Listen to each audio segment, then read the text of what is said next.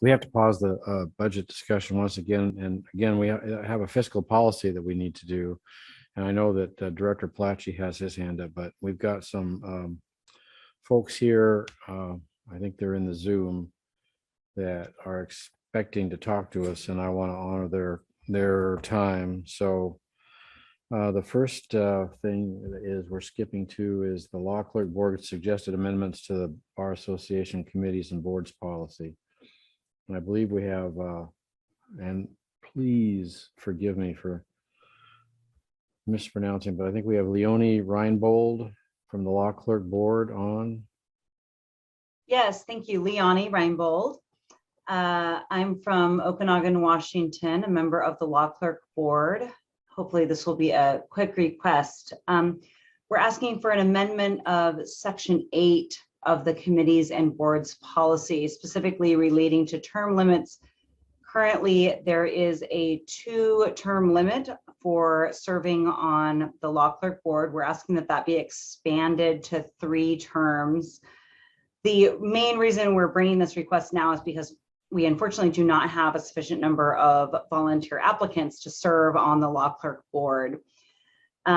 We do have a couple of folks who would be willing to serve on the board who have already done their 2-term limits. So we're hoping to be able to bring them back in for another term.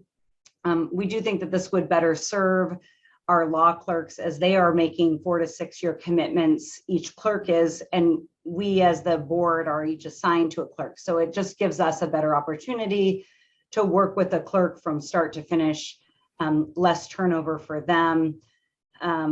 There's also a significant kind of learning curve in filling the position, because you kind of, get better at reading these exams and understanding what they should look like and providing better feedback to our law clerks as they, particularly when they begin the program.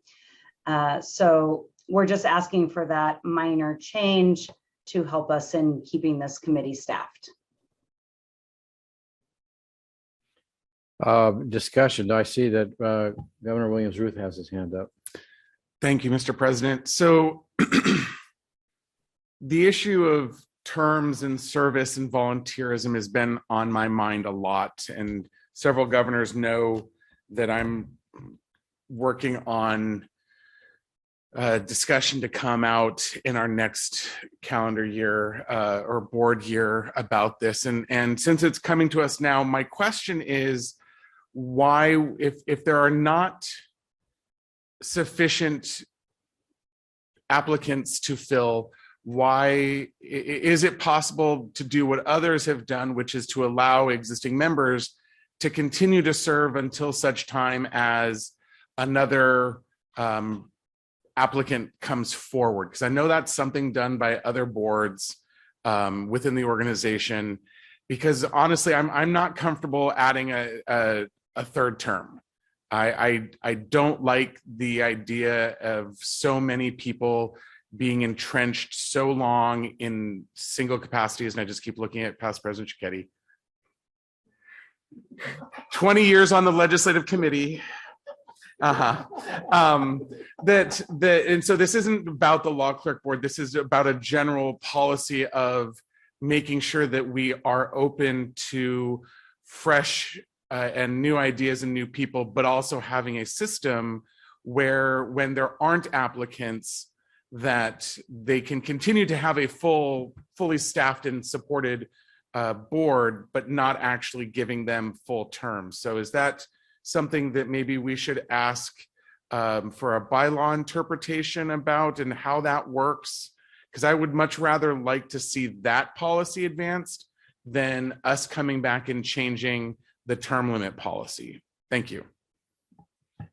Can I let our presenter, Leonie Reinbold, respond to that right away, if she would like to? I would agree that generally speaking, this does bring an interesting question of why we are having this deficiency in volunteers and in applicants. And obviously, I think we want to look into that. It may also just have something to do with the timing of just coming out of the pandemic and general burnout across the country. This, however, also, I would say though, in addition to that general concern, this board, I would say though, specifically does lend itself to allowing people to be involved for a longer period of time, just because, as I mentioned, I know that I actually am a newer member of the board, and it has been, I actually am a law clerk graduate myself, so I'm very familiar with the rules. I went through it myself, have done all of that, but at the same time, getting up to speed on being able to read all of my clerks' essays and tests every month, be able to provide appropriate feedback, know, is this a good year one exam? Is this a good year two exam? Do these, are they learning what they're supposed to be learning, and being able to provide that feedback in a sort of expeditious manner, while still, of course, as we all are managing a full-time schedule as an attorney. I think it's taken me a while to get the hang of that. So I would envision myself wanting to give back that knowledge and that skill base for an extended period of time, if I can manage it with my lifestyle. So I can see it would be nice to be able, it'd be easier for somebody who's already done it to do it again. And it does not involve a lot of policy and things like that. So that's my thought on why it works specifically for this committee. Governor President-elect Clark, followed by Governor-elect Fay, followed by Governor Stevens. Thank you, Brian. I'm going to move that.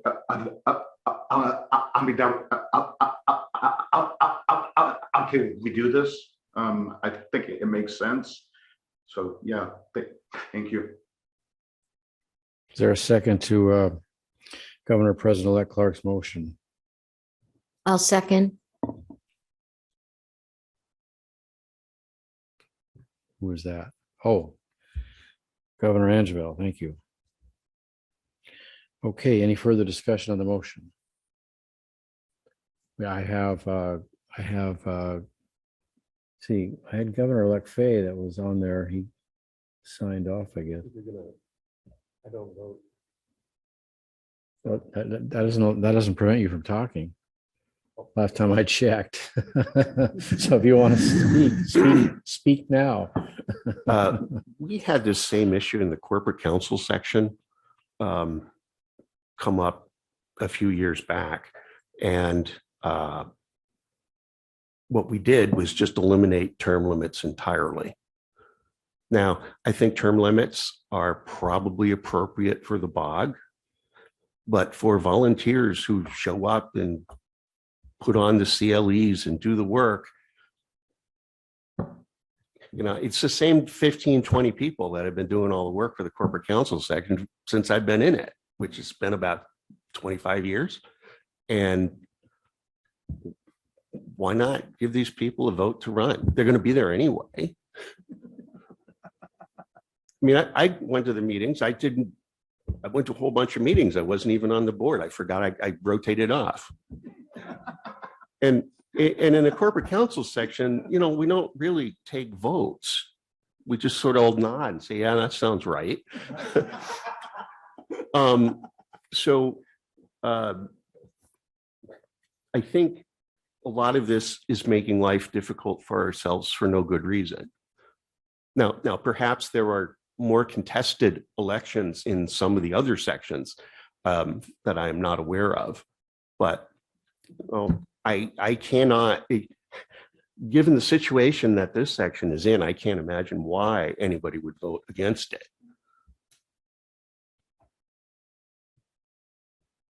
And that's about that.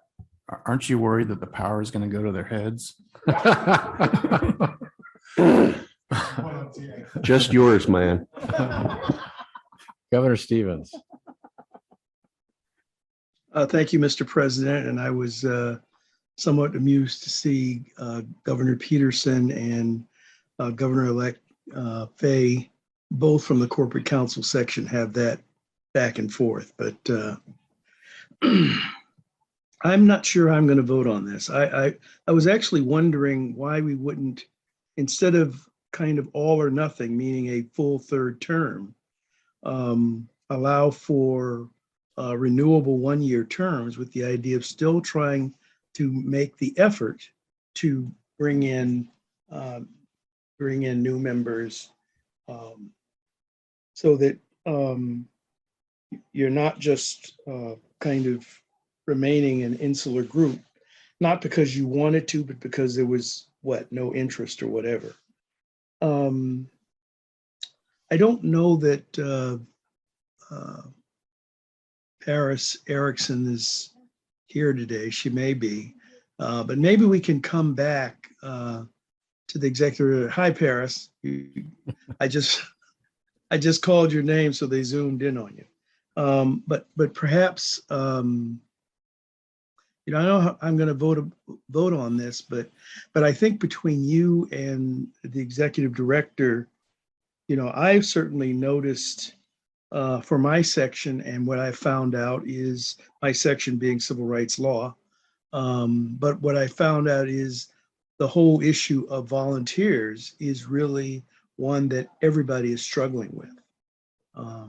And, one approach might be allowing for a third term, but I'm curious about other approaches. So this is just somewhat troubling, especially also because, as you all know, when we ask sections or councils to come to the executive committee, we're usually reviewing their diversity stats as well. Well, if you haven't had much of a record of a more diverse group that's on your executive committee, I have a question. So does that just get locked in because you just really don't look at recruitment as opposed to allowing people to turn over? So the way we've had it before is the way we'll have it in the future. So those are just some of my concerns. I'm still noodling how I'm going to vote on this. Thank you. Past President Shichetti. Thank you, President Collison. In just thinking about this, the question or the request of us is basically they wanted to extend to another term so that volunteers can continue to volunteer their service.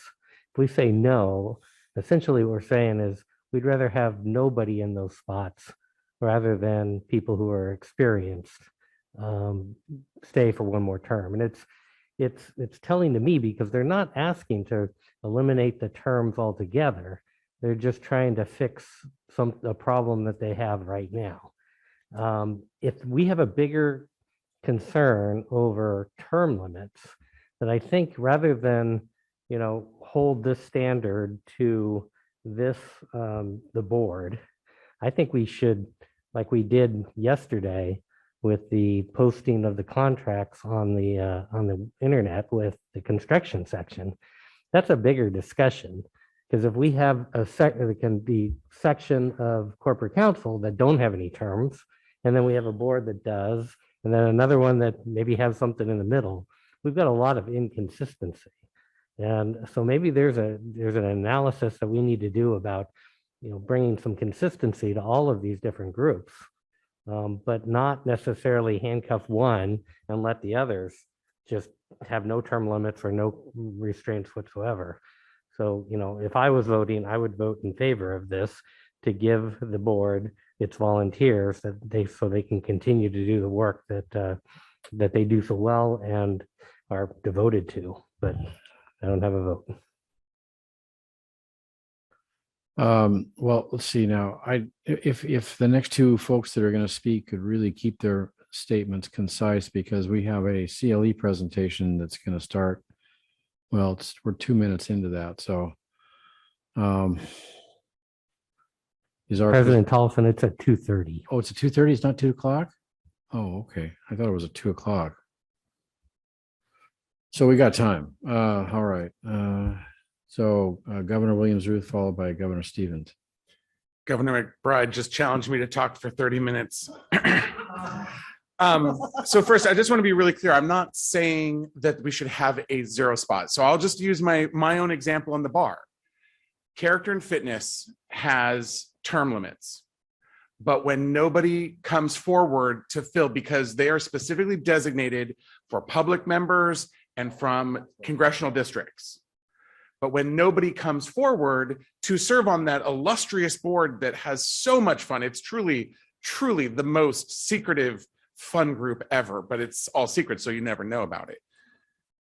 They continue to allow them to serve. They are allowed to continue on because they do have the experience. We want that public member. We want that member from District 9, wherever, and they continue to serve, but it's then still open. So then our illustrious staff, Paris Erickson, still has it in the list of things that every time we're sending out a call for volunteers, it's still an open position that they're trying to recruit a new person for a term.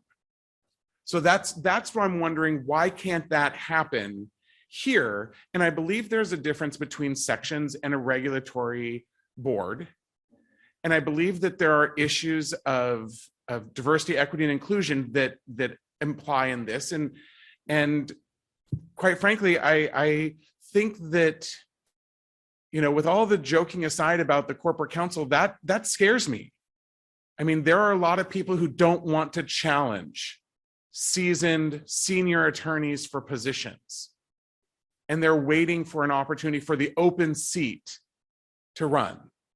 Look at whatever happens when we have someone who wants to run for office, but they don't want to challenge someone from their own party. But then the minute that party retires or decides not to go, you have 15 people that come forward and want to put their name forward.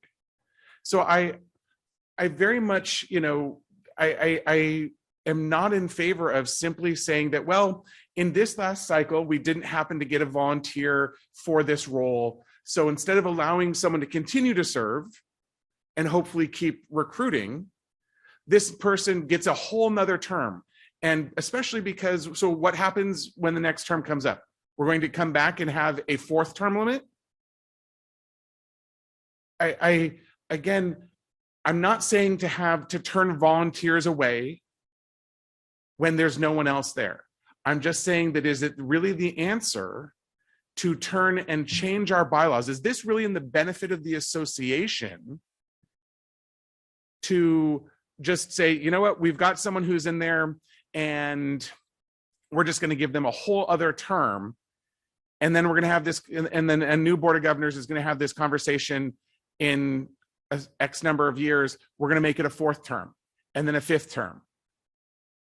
There's a component towards finding the viable applicant, but again, allowing them to continue to serve. And that's where I was asking, what is our policy regarding allowing for when nobody comes forward, but you don't want to have an open vacancy?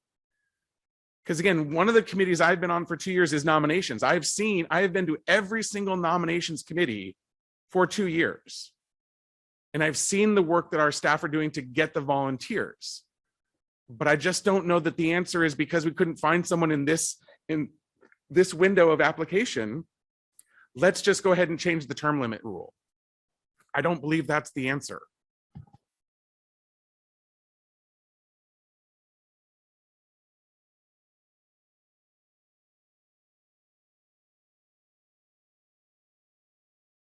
On the microphone. We've got Governor Stevens, followed by Leone Reinbold, followed by Julie Shanklin. Well, I think Governor Williams Ruth asked the question, and so I will ask the question and ask that either or both Paris and Tara give us the answer. So what happens when somebody has come to the end of their term and there's no one waiting in the wings? How does it get handled? I just looked at the policy and I kind of didn't see in the policy how that gets handled. And I heard Governor Williams Ruth, and I think we're on the same page here. You know, why not extend almost annually until, and so you continue to still try to fill a full term with somebody. But how does it work? Paris is approaching. I also see General Counsel Shanklin's hand up. I don't know if that's for this or something else. Is it for this? Okay, go ahead. Just a quick piece of information specific to the Character and Fitness Board. So that's part of what's going on here. I wanted to clarify first, this is a policy. This is not the bylaws. This is not in the bylaws. There's nothing in the bylaws about term limits for committee appointments. And these lists of different committees, they're not all, and boards, they're not all the same. So the Character and Fitness Board specifically is, their rules are in the APR, and they have in APR 23, it talks specifically about terms of office, and the last sentence of the rule says members shall continue to serve until replaced. So, that's how it's handled in this board. And when I look at this list, you have some of these are sort of boards that you might consider regulatory. Some of them are boards, that are different. And although sections have their own bylaws, and they, there might be wholly different reasons for sections to have or not have term limits. But, it seems like there are, I think I've heard expressions of concern about making sure that everyone has an opportunity to serve, and yet, okay, everybody has their opportunity and there are no more people. And so what do we do? I don't know what you want to do with your policy. It seems that you could increase this limit as requested. It seems that you could modify the policy, potentially the whole policy, sort of, to just add something like what's in the APR for the Character and Fitness and say people continue to serve until replaced. The problem with that is I think we'd have to go through all of the entities that are on this list that are also controlled by a court rule and make sure that there's not an inconsistency created by that. Governor Stevens, do you have something else you wanted to say? Your hand is still up. No, well, I thought, is Ms. Erickson going to speak to how it works? There you are. Hello. Hello. Is your mic working? It is. Okay, sure, good. Sure is. I think in response to your question, Governor Stevens, and kind of Julie mentioned that as well, is what Governor Williams-Ruth has outlined is specific to the Character and Fitness Board. And so it does not work that way with the other entities, meaning if you've termed out, you've served 2 consecutive terms or 3 consecutive terms, however it might be outlined for that particular entity, then you do need to roll off. And the process is that you roll off for an amount of time before you can serve back on the group. I think it's an interesting idea to explore this serve until filled approach. I would want to think through that a little bit. I'd want to think through how that's implemented and how that operates, how that is sustained going forward. I'd also want to be mindful of the volunteer that I would want to respect does not want to continue service. And a provision like that kind of ties them to service. And so maybe there's a way to craft an out, if you will, because there will be people who don't want to do that. So I would be happy to explore, what's been suggested. But there are, I think, some implications to think through before we are at the policy level, in my opinion. And so if somebody rolls off, that just remains a vacant position until it's a vacancy that we try to fill. Yeah, and it just can't be filled by that person who has, met that consecutive term limit, similar to this board. And how much of a problem is that? And I'm talking about that in the context of volunteers and what I understand is a decreasing number of people seeking to serve on. So how much of a problem is that, or is that becoming? I'm not sure how to answer the question. I think it's a combination of things. I'm not sure that there are a large group of people that are unable to serve because of the consecutive term issue. That's not the indication that's not what I've observed. That there's simply this group of people. I mean, frankly, they usually go elsewhere. Meaning they go to a different entity, and they might explore this board, and they kind of move around bar entities, which is great to see. And so that's kind of what happens, is they kind of go away and then come back. And do you know how long the entity, though, that has this vacancy? I guess what I'm asking is, is there a general life cycle where, well, there may be a vacancy for a year or two, but no more than that? Can you? I don't know if I want to really characterize it, because I don't want to be misleading. I think that right now we are seeing a decrease in applicants, and therefore obviously there's a corresponding increase in vacancies. And the volunteers that are currently on those groups, myself, the staff liaisons, the board liaisons, everyone's working to try to fill those positions. And I think that those vacancies, I don't see any that are, there are some entities who have been struggling to fill some roles for several years. I think that number is maybe a handful. But generally, I think the vacancies are open for a year, maybe.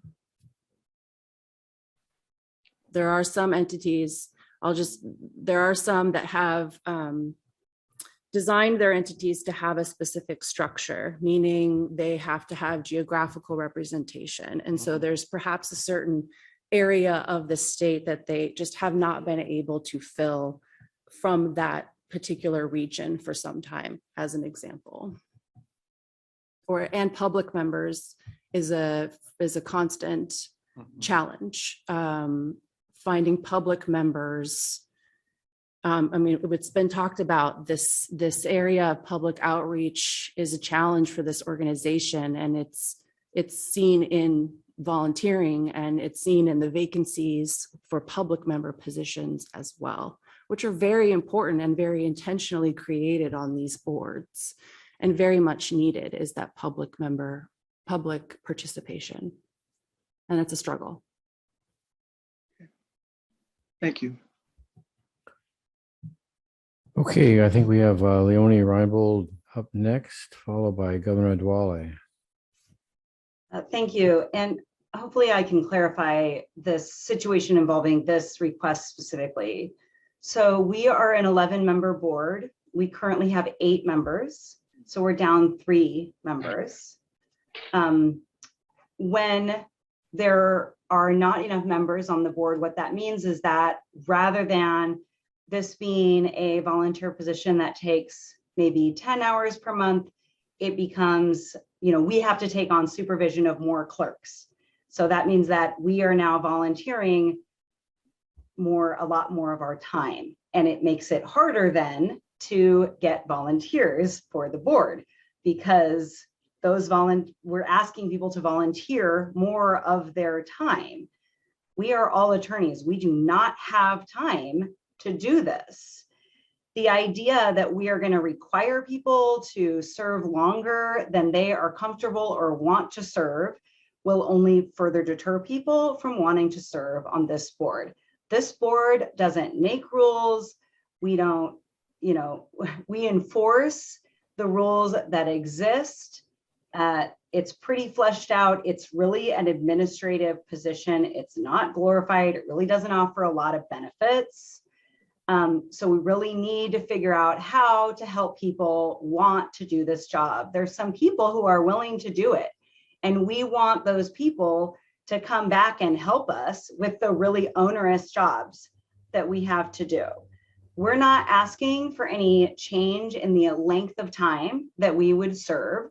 All we're saying is that if you've served 2 terms, you can apply and you can run for the position again, right? So we still have staggered terms.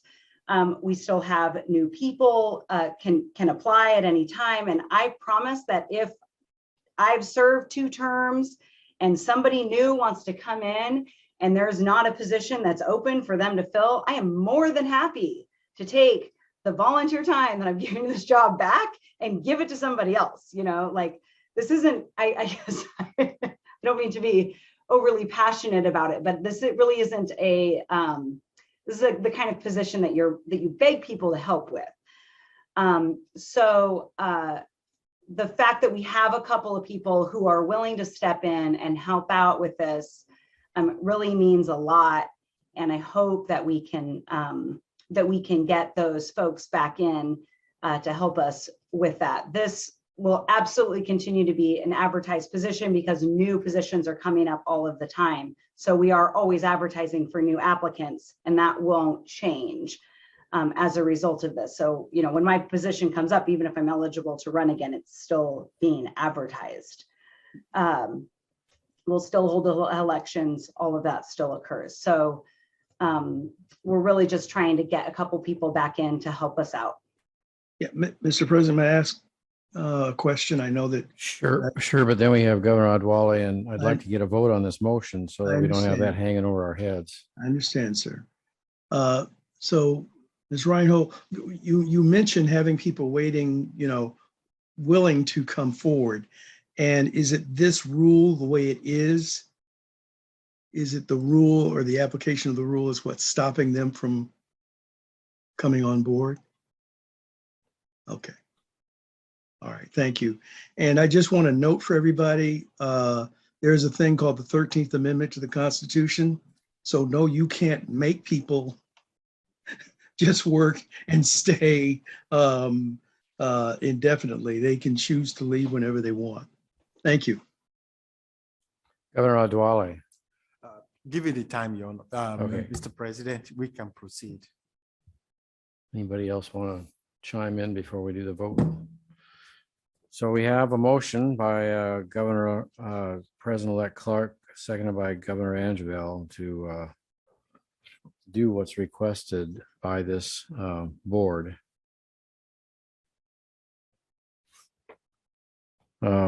So we'll go down the list. Oh, sure. I'll have our executive secretary do that. Executive director secretary. Her dual job. All right. Governor Clark moved for approval of the proposal, which is the suggested amendment to the WSBA committees and boards policy to increase the terms from 2 to 3. For this board. For the law clerk board Right. only, yes. Everybody have this in their mind? Governor Abel. Aye. Governor Adwale. Governor Angeville. Aye. Governor Boyd. Aye. Governor Clark. Aye. Governor Couch. Governor Dresden. Aye. Governor Higginson. Aye. Governor McBride. Aye. Governor Peterson. Yes. Governor Pertzer. Governor Sayani. Governor Stevens. Aye. Governor Williams-Ruth. No.